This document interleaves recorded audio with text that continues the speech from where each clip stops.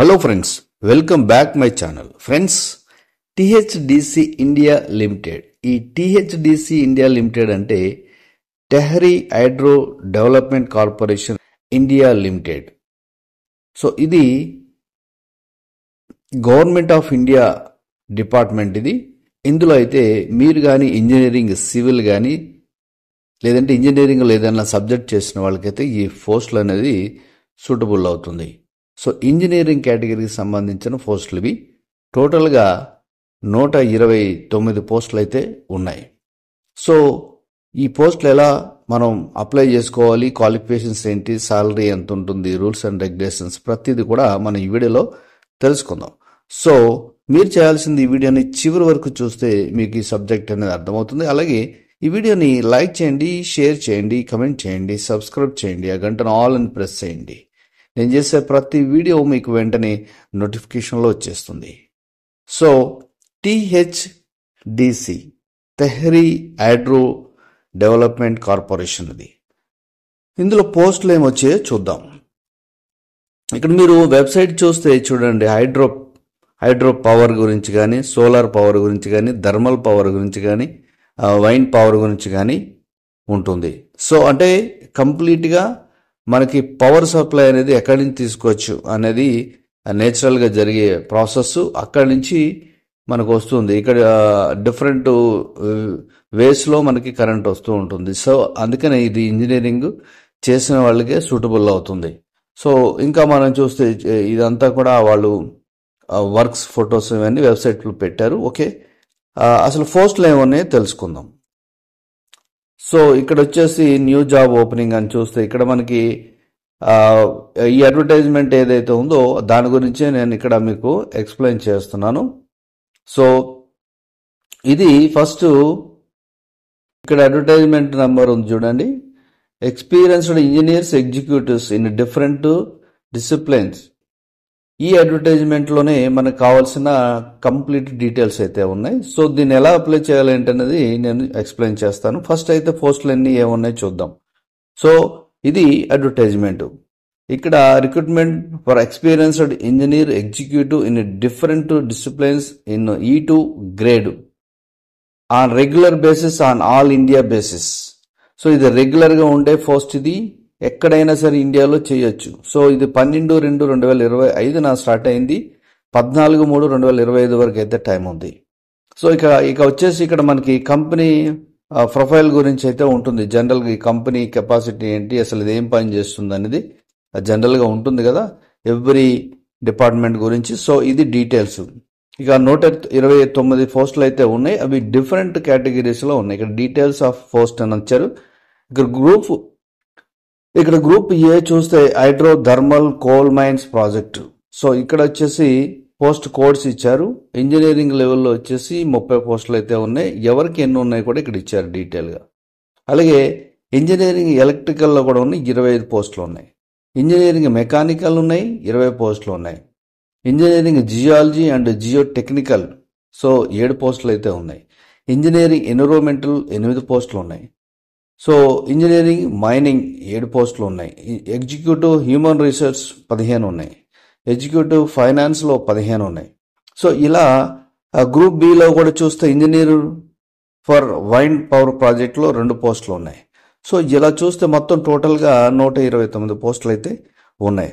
So ఎవరైతే ఈ engineering లెవెల్లో ఈ కోర్సెస్ చేస్తూ ఉంటారో వాళ్ళకి ఎలిజిబిలిటీ ఉంటుంది. అలాగే ఎగ్జిక్యూటివ్ ఫైనాన్స్ ఇది డిఫరెంట్ సబ్జెక్ట్ కాబట్టి దీనికి కూడా మీరు అప్లై చేసుకోవచ్చు. ఇక ఎలిజిబిలిటీ ఇచ్చారు చూడండి. ఒక్కొక్క పోస్ట్ గురించి డీటెయిల్గా ఇచ్చారు మనకి.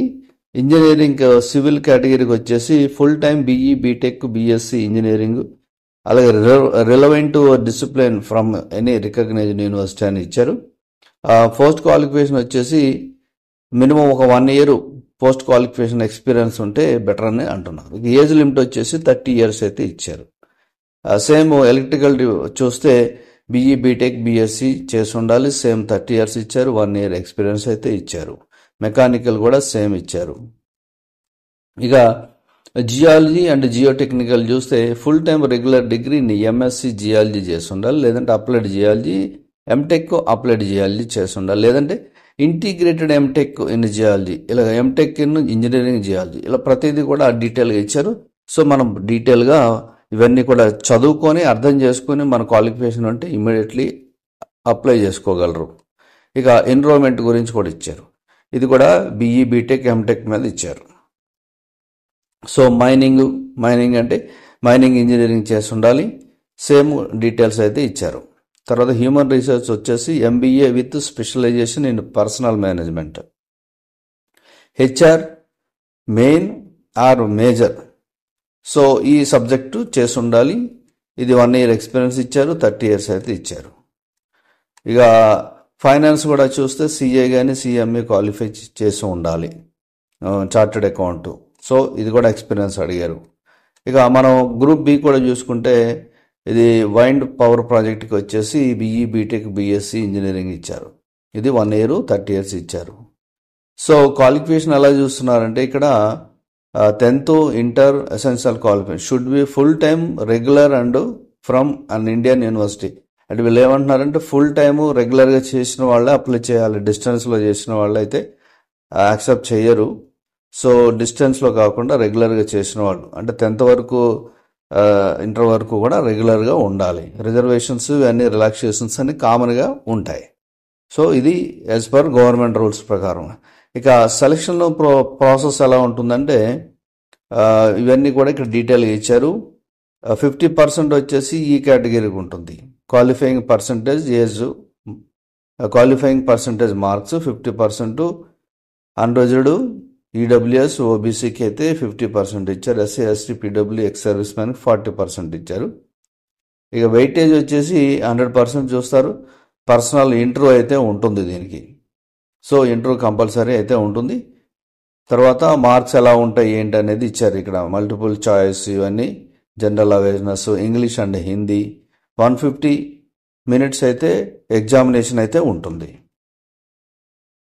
సో ఇది సేమ్ డీటెయిల్స్. ఇక టెస్ట్ సెంటర్స్ వచ్చేసి మెయిన్లీ ఢిల్లీ, నోయిడా, డెహ్రాడూన్, లక్నో, చండీగఢ్ ఇక్కడ అయితే ఉంటుంది. ఇది సెంటర్స్, ఎగ్జామ్ సెంటర్స్ వచ్చేసి. Information related engagement of scribes. So ఇవన్నీ rules and regulations, health standards ఇచ్చారు, కంపాషనేషన్ ప్యాకేజ్ ఇచ్చారు. అంటే మనకి శాలరీ ఎంత ఉండొచ్చు అని ఇక్కడ ఇచ్చారు చూడండి. సేమ్ 50,000 నుంచి 1,60,000 వరకు మనకి శాలరీ రావచ్చు. ఏ గ్రేడ్కైనా కూడా, ఏ అయినా బి గ్రేడ్కైనా కూడా సేమ్ శాలరీ అయితే ఇచ్చారు. ఇక కెరీర్ ప్రోగ్రెసేషన్ సేమ్ ఇదే, ఇప్పుడు మీకు ఎక్స్ప్లెయిన్ చేసిందే ఇచ్చారు. సో ప్రమోషన్ వచ్చేసి 4 yearsకి ప్రమోషన్ ఉంటుంది.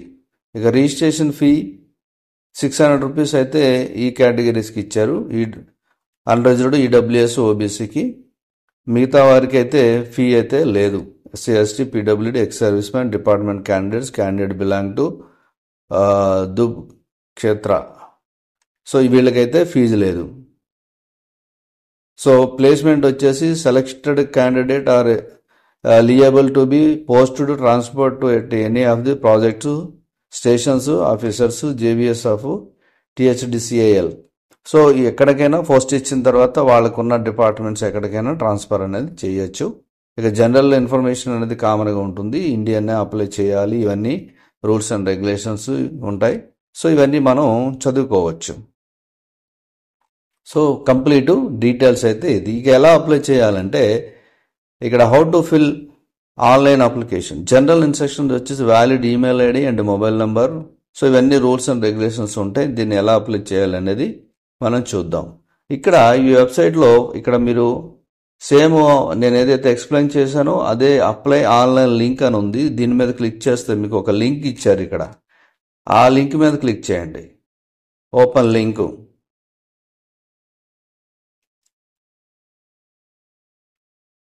దాని మీద క్లిక్ చేయగానే మనకు ఒక విండో ఓపెన్ అవుతుంది. సో చూడండి, ఇలా విండో ఓపెన్ అయింది. టీహెచ్డిసి ఇండియా లిమిటెడ్. సో ఇది మినీరత్న గవర్నమెంట్ అండర్ డిపార్ట్మెంట్ ఇది. సో ఇక్కడ ఇచ్చారు చూడండి, step wise fill in the application with personal details, fill in the application with qualification details, step 2 అలా డీటెయిల్గా ఇచ్చారు. Upload photography, fee payment through online payment. So ఇక్కడ first మనం చేయాల్సింది ఏంటంటే న్యూ రిజిస్ట్రేషన్.